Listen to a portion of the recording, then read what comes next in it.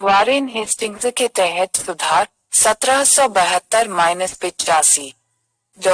Civil विवादों के निपटारे के लिए जिलों में जिला दीवानी अदालतें स्थापित की गईं।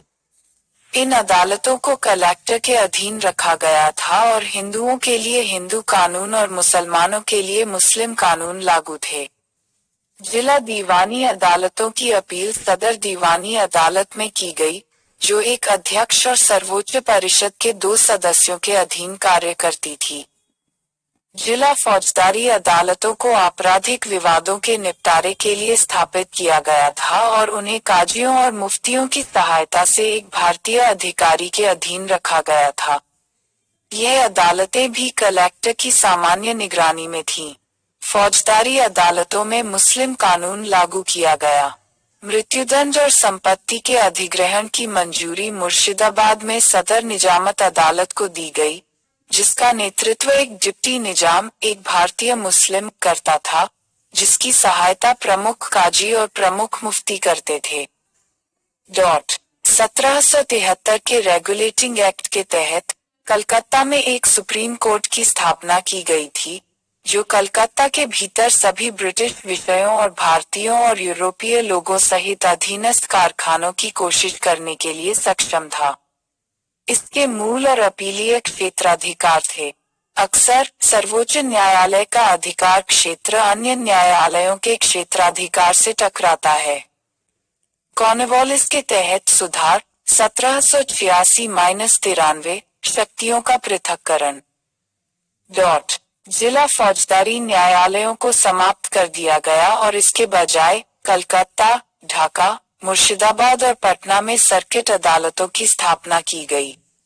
इन सर्किट अदालतों में यूरोपीय न्यायाधीश थे और उन्हें दीवानी और आपराधिक दोनों मामलों के लिए अपील की अदालतों के रूप में कार्य करना था।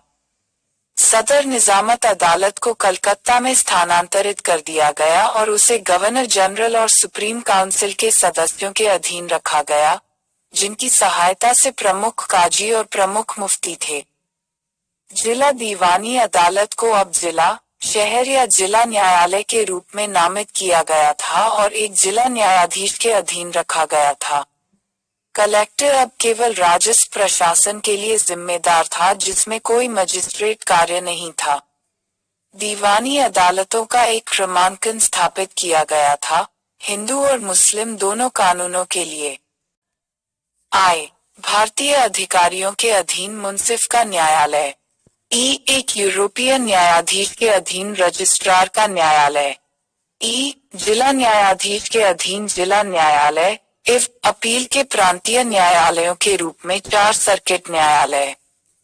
कलकत्ता में सदर दीवानी अदालत और 5000 पाउंड की अपील के लिए किंग इन काउंसिल और के ऊपर कॉर्नवालिस कोड निर्धारित किया गया था। राजस्व और न्याय का विभाजन था। प्रशासन, यूरोपीय विषयों को भी इसके अंतर्गत लाया गया। क्षेत्राधिकार, सरकारी अधिकारी नागरिक के प्रति जवाबदेह थे। अपनी आधिकारिक क्षमता में किए गए कार्यों के लिए अदालतें। कानून की संप्रभुता का सिद्धांत स्थापित किया गया था। विलियम बेंटिंग के तहत सुधार 1828-33 4 सर्किट न्यायालयों को समाप्त कर दिया गया और उनके की देखरेख में कलेक्टरों को सौंपे गए कार्य। राजस्व और सर्किट आयुक्त, उच्च प्रांतों के लोगों की सुविधा के लिए इलाहाबाद में सदर दीवानी अदालत और सदर निजामत अदालत की स्थापना की गई। अब तक दरबारों में फारसी राजभाषा थी। अब प्रेमी के पास फारसी या एक स्थानीय भाषा का उपयोग करने का विकल्प था, जबकि सर्वोच्च न्यायालय में अंग्रेजी भाषा ने फारसी की जगह ले ली। 1833 भारतीय कानूनों के संहिताकरण के लिए मैकॉले के तहत एक विधि आयोग की स्थापना की गई थी। परिणामस्वरूप एक नागरिक प्रक्रिया संहिता 1859, एक भारतीय दंड संहिता 1860 और एक दंड प्रक्रिया संहिता 1861 तैयार की गई। बाद के विकास 1860 यह प्रदान किया गया था कि यूरोपीय आपराधिक मामलों को छोड़कर किसी विशेषाधिकार का दावा नहीं कर सकते हैं, और भारतीय मूल का कोई भी न्यायाधीश उन पर मुकदमा नहीं चला सकता है। 1865 सुप्रीम कोर्ट और सदर अदालतों को कलकत्ता, बॉम्बे और मद्रास में 3 उच्च न्यायालयों में मिला दिया गया। 1935 भारत सरकार अधिनियम 1 के लिए प्रदान किया गया। संघीय न्यायालय 1937 में स्थापित, जो विवादों का निपटारा कर सकता था। सरकारों के बीच और उच्च न्यायालयों से सीमित अपीलों को सुन सकता था। मूल्यांकन, अंग्रेजों के अधीन न्यायपालिका के सकारात्मक पहलू। कानून का राज स्थापित हुआ। संहिताबद्ध कानूनों ने धार्मिक और व्यक्तिगत की जगह ले ली। शासकों के कानून यहाँ तक यूरोपीय विषयों को भी के अंतर्गत लाया गया था। अधिकार क्षेत्र, हालांकि आपराधिक मामलों में उन पर केवल यूरोपीय न्यायाधीशों द्वारा ही मुकदमा चलाया जा सकता था। दीवानी अदालतें सरकारी सेवकों को नकारात्मक पहलुओं के प्रति जवाबदेह बनाया गया। न्यायिक प्रणाली अधिक से अधिक जटिल और महंगी होती गई। अमीर व्यवस्था में हेरफेर कर सकते थे। झूठे सबूत, धोखे की पर्याप्त गुंजाइश थी। और चिकनरी, घसीटे गए मुकदमे का मतलब था न्याय में देरी। मुकदमेबाजी बढ़ने से अदालतों का बोझ बढ़ गया। अक्सर यूरोपीय न्यायाधीश इससे परिचित नहीं थे। भारतीय उपयोग और परंपराएं, बाद के प्रशासनिक ढांचे में बड़े बदलाव। 1857 प्रशासनिक परिवर्तन की उत्पत्ति, उपनिवेशवाद का नया चरण। अंग्रेजों को 1857 के अपने अनुभव से यह सीखने की जल्दी थी कि एक संगठित जन कार्रवाई भारत में ब्रिटिश शासन के अस्तित्व के लिए एक गंभीर चुनौती बन सकती है। शासक विषय अंतराल को कम करने की मांग की गई ताकि कम किया जा सके। यदि प्रशासन से जनता के अलगाव को पूरी तरह समाप्त नहीं किया जा सकता, साथ ही प्रशासन में मूल निवासियों का जुड़ाव शासकों को उन लोगों के रीति रिवाजों, परंपराओं और मूल्यों के बारे में बेहतर विचार रखने का अवसर दे सकता है, जिन पर वे शासन करने वाले थे। इससे उन्हें 1857 जैसी स्थिति से अधिक चतुराई से निपटने में मदद मिल सकती है। 19वीं शताब्दी के उत्तरार्ध में औद्योगिक क्रांति का और अधिक प्रसार और तीव्रता देखी गई।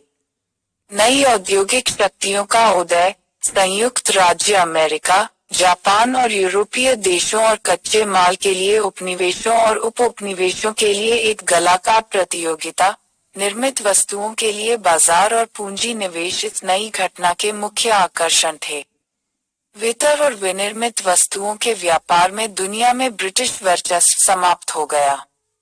इस बिंदु पर रेलवे में बड़े पैमाने पर ब्रिटिश पूंजी निवेश और भारत सरकार को ऋण, और कुछ हद तक चाय बागानों, कोयला खनन, जूट मिलों, शिपिंग, व्यापार और बैंकिंग में थे। इन सभी कारकों ने मिलकर भारत में उपनिवेशवाद के एक नए चरण का उद्घाटन किया। भारत में औपनिवेशिक सत्ता का मुख्य सरोकार राजनीतिक खतरों से ब्रिटिश आर्थिक और वाणिज्यिक हितों को सुरक्षित करने के लिए अपनी स्थिति को मजबूत करना और दुनिया के अन्य हिस्सों में, जहां भी और जब भी संभव हो, अपने क्षेत्र का विस्तार करना था। शाही नियंत्रण और साम्राज्यवादी विचारधारा का एक नया उभार था जो लिटन, डिफरिन, लैंसडाउन, एल्गिन और सबसे बढ़कर कर्जन की उप रॉयल्टी के दौरान प्रतिक्रियावादी नीतियों में परिलक्षित होता था।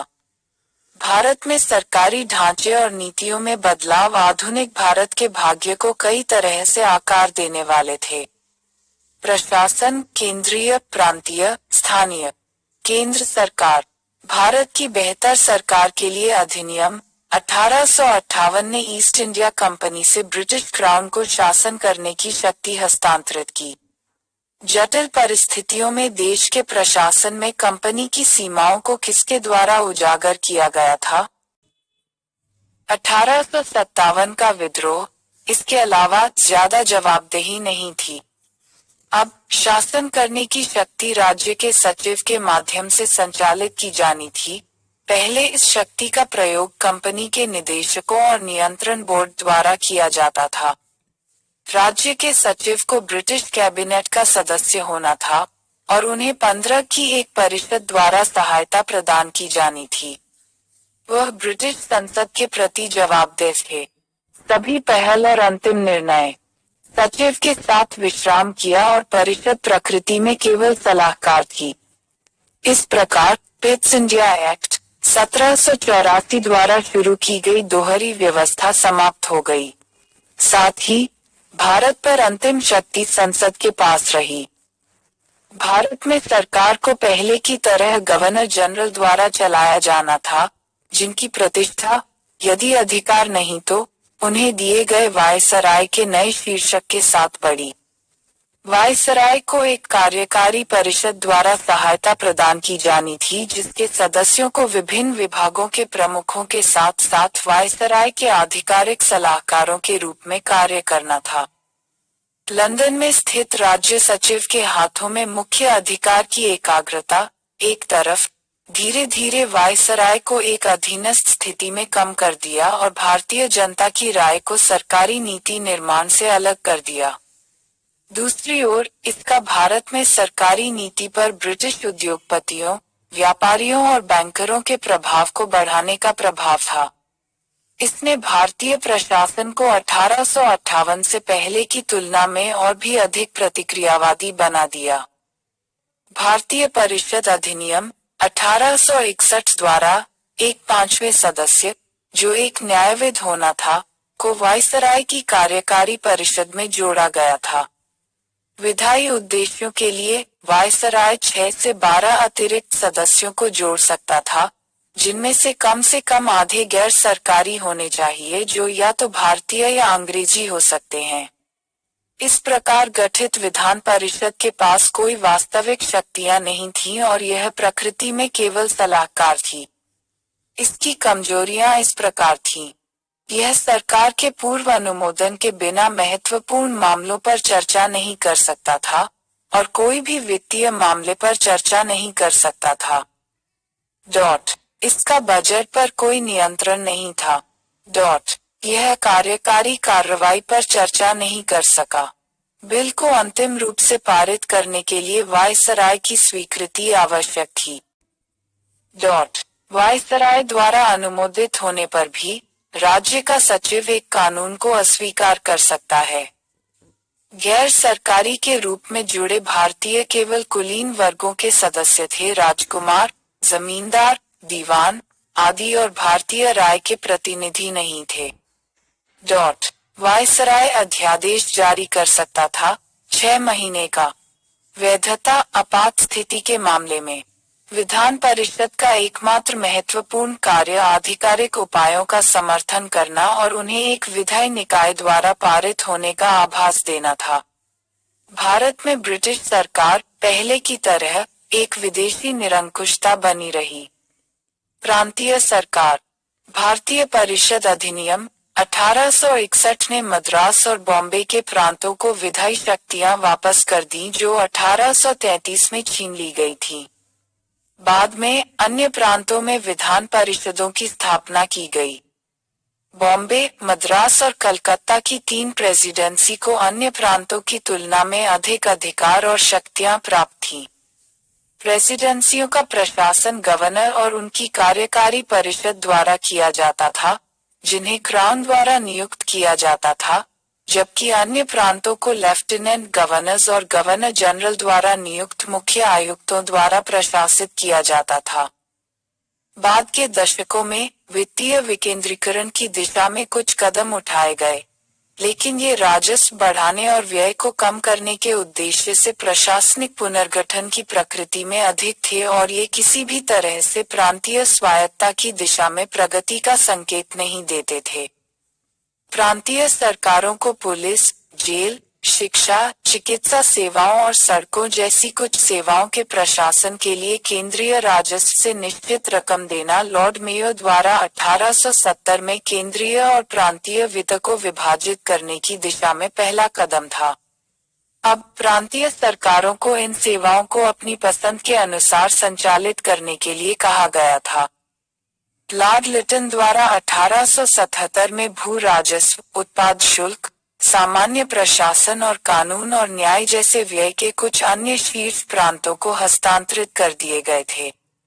इसके अलावा एक प्रांतीय सरकार को एक निश्चित हिस्सा प्राप्त करना था, उस प्रांत के भीतर स्रोतों से प्राप्त आय की तरह टिकट, उत्पाद शुल्क और आयकर। 1882 में राजस्व के सभी स्रोतों को 3 समूहों में विभाजित किया गया था। सामान्य पूरी तरह से केंद्र में जा रहा था, प्रांतीय पूरी तरह से प्रांतों में जा रहा था, और जिन्हें केंद्र और प्रांतों के बीच विभाजित किया जाना था। फिर भी केंद्र सरकार सर्वोच्च बनी रही और प्रांतों पर विस्तृत नियंत्रण बनाए रखा। यह अनिवार्य तालिका थी क्योंकि केंद्र और प्रांतीय दोनों सरकारें पूरी तरह से राज्य सचिव और ब्रिटिश सरकार के अधीन थीं। स्थानीय निकाय, नगर पालिकाओं और जिला बोर्डों के माध्यम से स्थानीय सरकार को बढ़ावा देकर प्रशासन को विकेंद्रीकृत करने का निर्णय लिया गया, जो स्थानीय करों के माध्यम से वित्तपोषित शिक्षा, स्वास्थ्य, स्वच्छता, जल आपूर्ति, सड़कों और अन्य बुनियादी सुविधाओं जैसी स्थानीय सेवाओं का प्रशासन करेगा। ऐसे कई कारक थे जिन्होंने भारत में ब्रिटिश सरकार के लिए स्थानीय निकायों की स्थापना की दिशा में काम करना आवश्यक बना दिया। आय अतिकेंद्रीकरण के कारण सरकार को वित्तीय कठिनाइयों का सामना करना पड़ा, जिससे विकेंद्रीकरण अनिवार्य हो गया। यह आवश्यक हो गया कि यूरोप के साथ भारत के बढ़ते आर्थिक संपर्कों को देखते हुए यूरोप में नागरिक सुविधाओं में आधुनिक प्रगति को भारत में प्रत्यारोपित किया जाए। राष्ट्रवाद के बढ़ते ज्वार में सुधार हुआ था। बुनियादी सुविधाओं को अपने एजेंडे में एक बिंदु के रूप में ब्रिटिश नीति निर्माताओं के एक वर्ग ने भारत में ब्रिटिश वर्चस्व को कम किए बिना किसी न किसी रूप में प्रशासन के साथ भारतीयों के जुड़ाव को देखा। भारतीयों के बढ़ते राजनीतिकरण को रोकने के लिए साधन। स्थानीय कल्याण के लिए स्थानीय करों के उपयोग का उपयोग पहले से ही बोझ से दबे खजाने को आकर्षित करने के लिए ब्रिटिश अनिच्छा की किसी भी सार्वजनिक आलोचना का मुकाबला करने के लिए या कर लगाने के लिए किया जा सकता है। अमीर उच्च वर्ग। स्थानीय सरकार के विकास में महत्वपूर्ण चरणों की पहचान निम्नानुसार की जा सकती है। 1864 और 1868 के बीच इस काल में सबसे पहले स्थानीय निकायों का गठन किया गया था, लेकिन ज्यादातर मामलों में मनोनीत सदस्य होते थे और इसके प्रमुख होते थे जिला मजिस्ट्रेट। इस प्रकार इन्हें अतिरिक्त कर संग्रह के साधन के रूप में अधिक नहीं देखा गया। 1870 का मेयो का संकल्प। वित्तीय विकेंद्रीकरण 1861 के भारतीय परिषद अधिनियम द्वारा उद्घाटन किया गया एक विधायी हस्तांतरण था। शाही सरकार से वार्षिक अनुदान के अलावा प्रांतीय सरकारों को अपने बजट को संतुलित करने के लिए स्थानीय कराधान का सहारा लेने के लिए अधिकृत किया गया था। यह प्रशासन के कुछ विभागों जैसे चिकित्सा सेवाओं, शिक्षा और सड़कों को प्रांतीय सरकारों के नियंत्रण में स्थानांतरित करने के संदर्भ में किया गया था। यह स्थानीय वित्त की शुरुआत थी। मेयो के संकल्प ने जोर दिया, शिक्षा, स्वच्छता, चिकित्सा राहत और स्थानीय सार्वजनिक कार्यों के लिए समर्पित धन के प्रबंधन में सफलता के लिए स्थानीय हित, पर्यवेक्षण और देखभाल आवश्यक है। बंगाल, मद्रास, उत्तर पश्चिमी प्रांत, पंजाब जैसी विभिन्न प्रांतीय सरकारों ने उल्लिखित नीति को लागू करने के लिए नगरपालिका अधिनियम पारित किए। रिपन का 1882 का संकल्प। रिपन की सरकार चाहती थी कि प्रांतीय सरकारें स्थानीय निकायों के मामले में वित्तीय विकेंद्रीकरण के उसी सिद्धांत को लागू करें जो लॉर्ड मेयो की सरकार ने उनके प्रति शुरू किया था। लॉर्ड रिपन को उनके योगदान के लिए भारत में स्थानीय स्वशासन का जनक कहा जाता है। संकल्प के मुख्य बिंदु इस प्रकार थे: स्थानीय निकायों के विकास में सुधार की वकालत, प्रशासन और राजनीति के एक साधन के रूप में, और लोकप्रिय शिक्षा, शहरी और ग्रामीण स्थानीय निकायों के माध्यम से स्थानीय मामलों के प्रशासन की नीति, जिन पर निश्चित कर्तव्यों का भार है और जिन्हें राजस्व के उपयुक्त स्रोत सौंपे गए हैं। इन निकायों में गैर अधिकारियों को बहुमत में होना था, जिन्हें निर्वाचित किया जा सकता है यदि अधिकारियों को लगता है कि चुनाव शुरू करना संभव है। गैर अधिकारियों को इन निकायों के अध्यक्ष के रूप में कार्य करना था। आधिकारिक हस्तक्षेप को कम से कम किया जाना था और स्थानीय निकायों के कृत्यों को संशोधित करने और जांचने के लिए प्रयोग किया जाना था, लेकिन नीतियों को निर्देशित करने के लिए नहीं। कुछ मामलों में आधिकारिक कार्यकारी मंजूरी की आवश्यकता होती है, जैसे कि ऋण लेना, नगरपालिका संपत्ति का हस्तांतरण, नए कर लगाना, एक निर्धारित राशि से अधिक लागत वाले कार्य करना, नियम और उपनियम बनाना आदि। इस प्रस्ताव के अनुसरण में 1883 और 1885 के बीच कई अधिनियम पारित किए गए, जिन्होंने भारत में नगर निकायों के संविधान, शक्तियों और कार्यों को बहुत बदल दिया। लेकिन प्रभावी स्थानीय स्वशासी निकायों का युग अभी भी एक सपना अधूरा था। मौजूदा स्थानीय निकायों में विभिन्न कमियां थीं। सभी जिला बोर्डों और कई नगर पालिकाओं में निर्वाचित सदस्य अल्पमत में थे। मताधिकार बहुत सीमित था। जिला बोर्ड का नेतृत्व जिले द्वारा किया जाता रहा। अधिकारी, हालांकि गैर सरकारी, धीरे धीरे नगर पालिकाओं के प्रमुख बन गए। सरकार ने सख्त नियंत्रण बनाए रखा और वह कर सकती थी। इन निकायों को इच्छानुसार निलंबित या अधिक्रमित करें। नौकरशाही वास्तव में उदार विचारों को साझा नहीं करती थी। वायसराय का और सोचा कि भारतीय इसके लिए अनुपयुक्त थे। स्वशासन 19वीं सदी के अंतिम दशक साम्राज्यवाद का दौर था और उसके महायाजक थे पंत लॉर्ड कर्जन ने वास्तव में आधिकारिक बढ़ाने के लिए कदम उठाए। स्थानीय निकायों पर नियंत्रण, विकेंद्रीकरण पर रॉयल कमीशन 1908 स्थानीय निकायों के प्रभावी कामकाज में वित्तीय संसाधनों की कमी को बड़ी बाधा बताते हुए आयोग ने निम्नलिखित सिफारिशें की। इसने इस बात पर जोर दिया कि ग्राम पंचायतों को अधिक अधिकार सौंपे जाने चाहिए, जैसे छोटे छोटे मामलों में न्यायिक अधिकार क्षेत्र, छोटे गांव के कार्यों, गांव के स्कूलों, छोटे ईंधन और चारा भंडार आदि पर खर्च करना।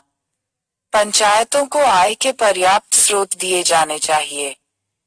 इसने उप जिला बोर्डों और जिला बोर्डों के लिए प्रत्येक तालुका या तहसील में अलग अलग कर्तव्यों और राजस्व के अलग अलग स्रोतों के साथ स्थापित किए जाने वाले उप जिला बोर्डों के महत्व पर जोर दिया।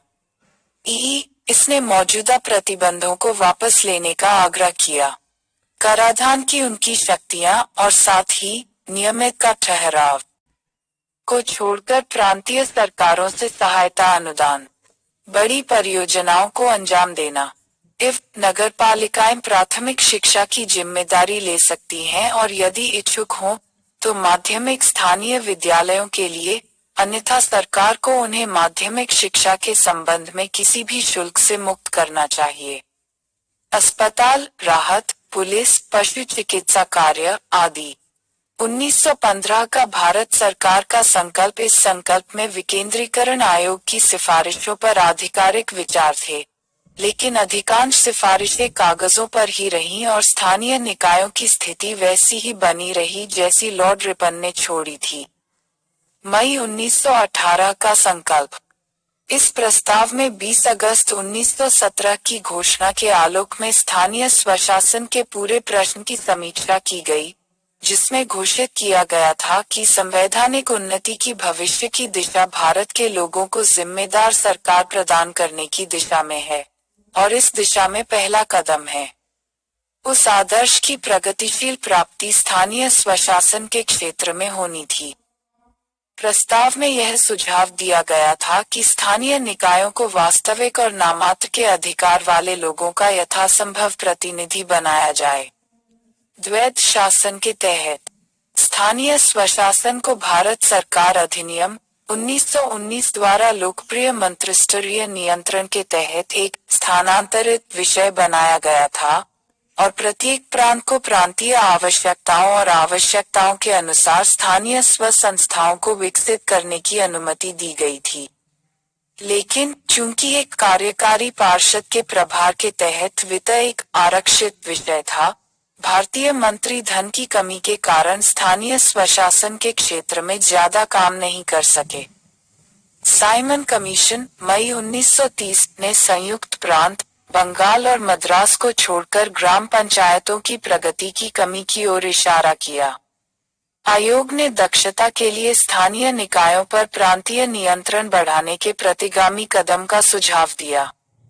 आयोग भी स्थानीय करों को लागू करने के लिए निर्वाचित सदस्यों की अनिच्छा पर प्रतिकूल टिप्पणी की और देखा कि सामान्यतया 1919 के सुधारों की शुरुआत के बाद से स्थानीय निकायों के वित्त का प्रबंधन बिगड़ गया था। भारत सरकार अधिनियम 1935 और उसके बाद भारत सरकार अधिनियम 1935 द्वारा शुरू की गई प्रांतीय स्वायत्ता ने भारत में स्थानीय स्वशासी संस्थाओं के विकास को और गति दी। पोर्टफोलियो वित्त लोकप्रिय मंत्रालयों के नियंत्रण में होने के कारण अब स्थानीय निकायों के विकास के लिए धन उपलब्ध कराया जा सकता है। इसके अलावा प्रांतीय और स्थानीय वित्त के बीच कराधान की सीमा, जो 1919 के सुधारों के बाद से प्रचलित थी, को समाप्त कर दिया गया। प्रांतों में नए अधिनियम पारित किए गए, जिससे स्थानीय निकायों को अधिक अधिकार प्राप्त हुए। तथापि वित्तीय संसाधन और स्थानीय संस्थाओं के कराधान की शक्ति कमोबेश उसी स्तर पर रही, जैसी रिपन के दिनों में थी। बल्कि 1935 के बाद स्थानीय निकायों की शक्तियों पर व्यापार, कॉलिंग और व्यवसायों और नगरपालिका संपत्ति पर टर्मिनल कर लगाने या बढ़ाने के लिए कुछ नए प्रतिबंध लगाए गए थे। ऐसा प्रतीत होता है कि प्रांतीय सरकारों ने विकेंद्रीकरण आयोग 1908 द्वारा अनुशंसित स्थानीय संस्थाओं को कराधान की व्यापक शक्तियां प्रदान करने की उदार नीति की उपेक्षा की है। स्वतंत्र भारत का संविधान राज्य सरकारों को स्थानीय स्वशासन के प्रभावी अंगों के रूप में ग्राम पंचायतों को संगठित करने का निर्देश देता है। अनुच्छेद 40। 70वें और 74वें संशोधन का उद्देश्य ग्रामीण और शहरी क्षेत्रों में स्थानीय स्वशासी संस्थाओं की संरचना में खामियों को दूर करना है। सारांश 1773 और 1858 के बीच संवैधानिक विकास 1773 का विनियमन अधिनियम पिट्स इंडिया एक्ट 1784 का कार्य 1786, 1793 का चार्टर अधिनियम, 1813 का चार्टर अधिनियम, 1833 का चार्टर अधिनियम, 1853 का चार्टर अधिनियम, भारत की बेहतर सरकार के लिए अधिनियम 1858 स्वतंत्रता तक 1858 के बाद के विकास 1861 का भारतीय परिषद अधिनियम, 1882 का भारतीय परिषद अधिनियम, 1909 का भारतीय परिषद अधिनियम, 1919 का भारत सरकार अधिनियम, साइमन कमीशन, भारत सरकार अधिनियम 1935। सिविल सेवाओं का विकास, कॉर्नवालिस की भूमिका, वेलेस्ली की भूमिका, 1853 का चार्टर अधिनियम, भारतीय सिविल सेवा अधिनियम 1861, वैधानिक सिविल सेवा, कांग्रेस की मांग और एचिसन समिति, मोंटफोर्ड सुधार, ली आयोग, ब्रिटिश शासन के तहत सिविल सेवाओं का मूल्यांकन, आधुनिक भारत में पुलिस प्रणाली का विकास। 1770 में अमिल और फौजदार की संस्थाओं को समाप्त कर दिया गया, लेकिन हेस्टिंग्स द्वारा बहाल फौजदार की संस्था और 1775 में फौजदार थानों की स्थापना, पुलिस प्रणाली के विकास में मील का पत्थर, कॉर्नवालिस के तहत 1791, मेयो के तहत 1808 में, 1818, 1828-35 में बेंटिक के तहत, पुलिस आयोग की सिफारिशों के बाद 1861 का भारतीय पुलिस अधिनियम, फ्रेजर आयोग 1902-03 और पुलिस में परिवर्तन, पुलिस एक साम्राज्यवादी एजेंसी बन जाती है और आम जनता से संपर्क खो देती है। अंग्रेजों के अधीन सेना ब्रिटिश साम्राज्य की रीढ़, 1857 के बाद पुनर्गठन, सेना की भारतीय शाखा की ताकत कम हो गई और ब्रिटिश सत्ता के विस्तार के लिए इस्तेमाल किया गया। सेना की यूरोपीय शाखा पर हावी हो जाती है और भारतीयों के साथ भेदभाव किया जाता है। फूट डालो और राज करो की नीति के आधार पर सेना की भारतीय शाखा को पुनर्गठित किया गया। सैनिकों को बाकी आबादी से अलग करने का प्रयास। न्यायपालिका 1726 में महापौर न्यायालयों की स्थापना के साथ एक सामान्य कानून व्यवस्था की शुरुआत। वारेन हेस्टिंग्स के तहत सुधार, कॉर्नवालिस के तहत सुधार शक्तियों का पृथक्करण, बेंटिक के तहत सुधार, अंग्रेजों द्वारा स्थापित न्यायिक प्रणाली के बाद के विकास और मूल्यांकन। 1857 के बाद प्रशासनिक ढांचे में परिवर्तन। उपनिवेशवाद का नया चरण जिसमें प्रशासन से जनता को अलग थलग करने के प्रयास शामिल हैं। राजनीतिक खतरों के खिलाफ व्यावसायिक हितों को सुरक्षित करने के लिए ब्रिटिश स्थिति को मजबूत करने की दिशा में नीति। विभिन्न स्तरों पर प्रशासन 1858, 1861 के अधिनियमों के माध्यम से केंद्र सरकार में परिवर्तन। 1861 के अधिनियम और 1870, 1877 और 1882 में विभिन्न कदमों के साथ प्रांतीय सरकार का विकास। केंद्र सरकार, हालांकि, प्रांतों पर समग्र नियंत्रण बरकरार रखती है। स्थानीय स्तर पर प्रशासन का विकेंद्रीकरण। स्थानीय निकायों की स्थापना के लिए आवश्यक कारक। स्थानीय सरकार के विकास में महत्वपूर्ण चरण। 1878 का मेयो का संकल्प, 1882 का रिपन का संकल्प, 1908 का विकेंद्रीकरण पर रॉयल कमीशन, 1915 और 1918 के संकल्प, द्वैध शासन के तहत, 1935 अधिनियम और उसके बाद